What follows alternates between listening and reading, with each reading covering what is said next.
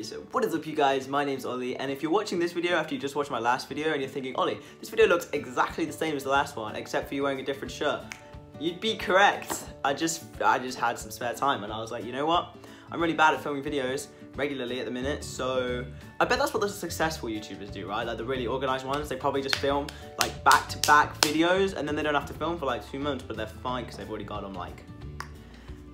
I'm on to you guys. If you haven't already checked out my last video, you should, because it's all about me getting top surgery next year, which is just really fucking great. Also, I'm filming this on Christmas Eve, but by the time this goes up, it will have already been Christmas, so I hope you had a nice Christmas, and then you have a good New Year. I'm very, very excited to do both of those things, because I haven't done either yet. So in today's video, I kind of wanted to talk about something that I haven't seen talked about that much, I guess. Which is like, you know that like hardest pill to swallow meme? This is like what I think the hardest pill to swallow as a trans person is.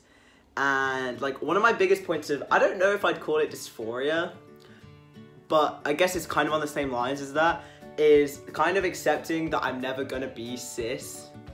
You know? I've talked about this very briefly in videos before, but like I've never made a full video about it. And like, it's definitely something that I think about quite a lot, I guess. Also, sorry about this glare, you know, I'm a blind bitch, so... You know, this is like an astounding amount of people that don't believe me when I say that these are real glasses. Like, so many people are like, are they real? I wear them all the time. Do you really think I would care that much about like my aesthetic that I would wear fake glasses constantly? Also, this is like bike grease or something, I don't know, it won't come off. Anyways, there's things for me to come to terms with, especially the further along I get into my transition, I guess, because when I was earlier on in my transition, all I could think about was like starting T and T changes happening, and then like now that I know I'm getting top surgery as well, you know, I think about my future a lot. Actually, I don't really that much, that's a lie. But like one of the hardest things for me is just knowing that I will never ever be cis. Like I'm gonna live the rest of my life as a tranny and I can't do anything about that. That just is my life. And you know, it's one of the reasons that I don't plan on getting bottom surgery, because a lot of my dysphoria, I guess, from not having a dick comes from like stuff the bottom surgery wouldn't be able to fix, you know? It's not just the lack of a penis. I mean, it is that, but like not just that. It's also the fact that like I'm never gonna be able to get like random boners. I'm never gonna be able to just like, and the healing process blows my mind, how long it takes for it to become like just healed. It takes like 3 years or something. Like what? I can't pee normally for like, it's insane. I don't know, man. You know, like all the stuff that you can do with a cis penis that you can't do with bottom surgery penises. Yeah, those things. I think about that a lot, and it makes me sad that I'll never be able to experience that. You know, like I'm never gonna experience life with a cis penis. I guess bottom surgery is the one that I think about the most when it comes to this, because like T, it's the exact same as going through male puberty. You just typically go through it later. You know, like that doesn't cause me that much dysphoria when I think about my future. And top surgery, yes, the scars aren't great, but that's something that I can deal with. And again, it can look pretty close. I know I've seen people that like their scars fade really, really well. And I plan on getting a chest piece once I'm all healed up, probably like after a year on post-op.